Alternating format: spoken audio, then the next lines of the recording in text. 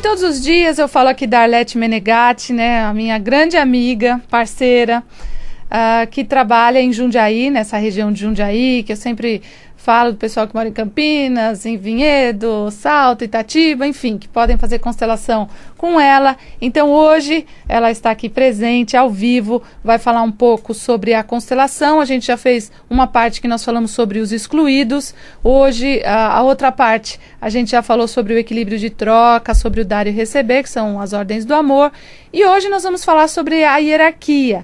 E você que não conhece a Arlete Menegatti, pode conhecer também pelo YouTube, porque esse programa, né, vai ser colocado no YouTube, no site dela, arletemenegatti.com.br, e também no Facebook, né? Como é legal essa forma de comunicação, porque a gente já posta, a pessoa conhece, se identifica e vem fazer. E muita gente tem agradecido o seu trabalho, Arlete. Que bom. Muita gente adora e realmente é muito importante a gente ter cada vez mais consteladores, né? Não só na sua região, nem só aqui em São Paulo, mas no mundo inteiro, né? Que possam ajudar as pessoas a enxergarem as coisas que elas não enxergam, principalmente com relação a hierarquia, como a gente tem dificuldade com a hierarquia, né? É incrível, né, Simone? É um prazer estar aqui e realmente é importante que tenha cada vez mais consteladores no mundo, né? Eu ouvi a entrevista que você fez, né, com o juiz, o Sam Stork, né?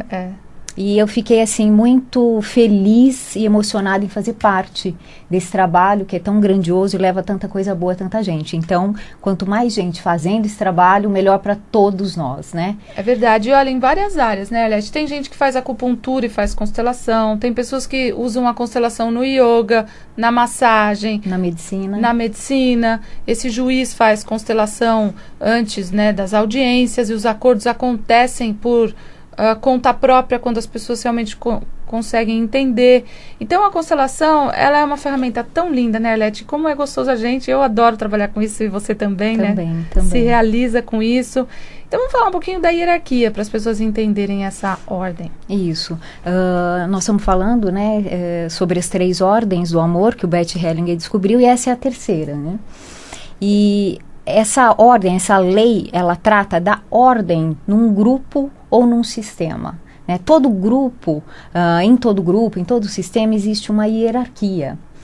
E essa hierarquia, ela é orientada pelo tempo. Então, quem chega antes tem precedência sobre quem chega depois. Então, no caso de uma família, por exemplo, é de acordo com a idade. Então, os pais, eles têm precedência sobre os filhos.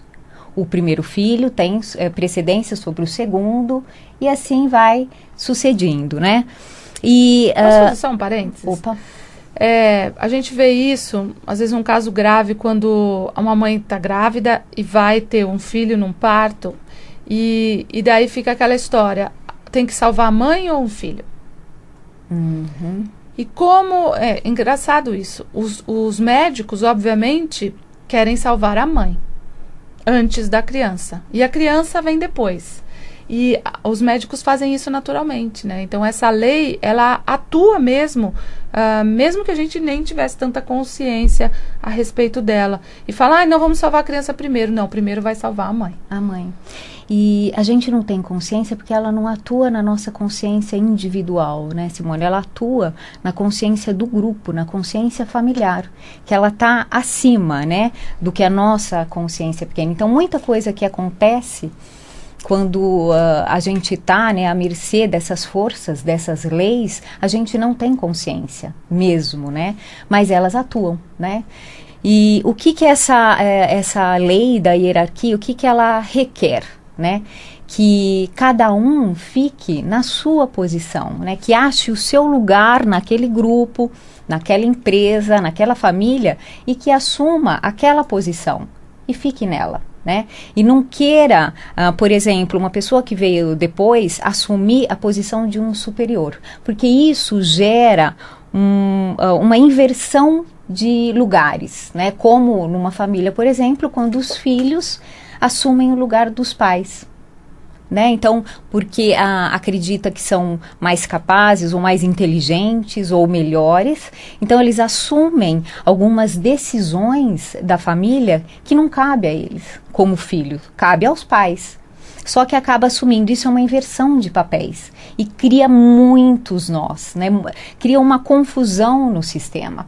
Então, essa é uma alguma, né, das situações onde um filho assume, mas também um filho, um neto, um sobrinho, ele pode assumir, né, ou querer carregar algo em relação aos pais ou aos avós, carregando um peso, uma culpa, né, assumindo uma injustiça que não é dele, veio, né, já de uma pessoa anterior a ele, ele quer assumir aquilo, ou até mesmo uma doença. Uhum. E aí, no caso das doenças, a gente sabe que é bem comum com as crianças, né? As crianças têm muito isso de assumir algumas doenças no lugar dos pais. E os pais daí ficam desesperados e correm com a criança, falam, ai, meu filho está doente, o que será que acontece, né? É bom que os pais saibam que as crianças até 12 anos, as doenças que essas crianças têm muita relação com os pais, né? É como se elas dissessem internamente, antes eu do que você, né? Ou eu por você, né? Fazem isso por amor, só que é um amor cego, né? Um amor, uma forma distorcida de amor, porque esse amor não salva, na verdade ela está querendo salvar, né, o pai ou a mãe. Mas além de não salvar os pais, ele também prejudica muito a essa criança ou a essa pessoa que ficou nesse lugar que não é devido, né? Não é adequado a ela simplesmente porque não é o lugar dela. E aí tem algumas situações também que a gente vê, em algumas constelações, teve uma que ficou muito clara. O filho, o movimento que eles fizeram, a mãe ficava no colo, deitada no colo do filho, o filho acariciava, né? Totalmente invertidos os papéis.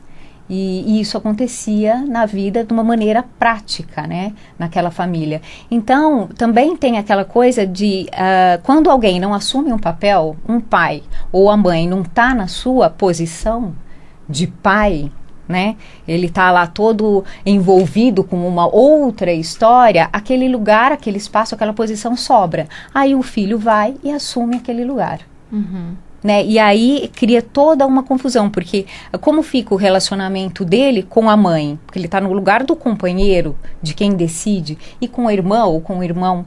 Então, essa lei da hierarquia, ela prima pela ordem. Uhum. Né? Pela organização dentro de uma estrutura, seja ela qual for. E às vezes os próprios pais pedem para os filhos ficarem, né? Não de uma forma clara, mas de uma forma velada, ficarem ali sentindo a dor dele, carregando ele. Então, pais que fazem chantagem emocional. Já vi pais que de repente falam para os filhos, não vai dar certo, essa pessoa não é para você, você vai casar e vai voltar para casa. Ou então, você ainda não tem condição financeira de se sustentar, você não vai aguentar, você vai voltar para casa. E os filhos saem de casa apavorados e com certeza não dá certo e voltam para casa. E daí a mãe fala, olha como eu tinha razão. Mas na verdade, nessa dinâmica, está por trás uma tristeza de que a mãe não consegue olhar para si própria, não consegue se carregar, não consegue cuidar da própria vida e ela inverte a hierarquia. Os filhos viram os pais dela. E ela acha que ela que é a mãezona, ela cuida. Mas isso é uma ilusão, né? Uma ilusão. E aí já é uma repetição, né? Porque você vê quando essa mãe ou o pai não está naquela posição, geralmente ou frequentemente, ele está emaranhado numa posição errada em relação aos pais dele. Com certeza. Também. Então, e isso vem se repetindo. E realmente a postura dos pais, e desse caso que eu contei, a posição da mãe, ela não queria que o filho saísse dali. Deixasse de dar o colo para ela, o aconchego, a segurança, o conforto, que quem dá é a mãe. Lógico. E não o filho. O filho recebe, né? Quem vem antes é o doador, né? Ele dá, e o filho é para receber e ficar naquela posição de receber, né?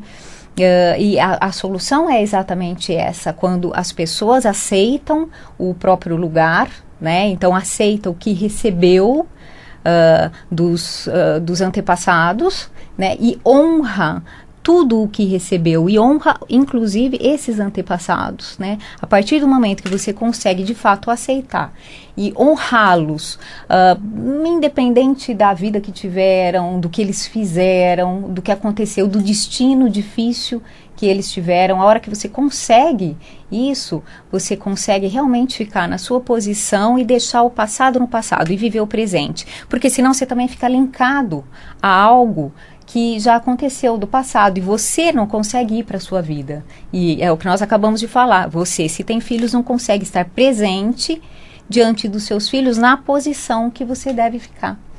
Isso acontece nas empresas também, né? Uhum. Quando uma pessoa entra numa empresa nova, num cargo de comando, por exemplo, e essa pessoa tem que entrar e mostrar que ela respeita aquelas pessoas que chegaram antes.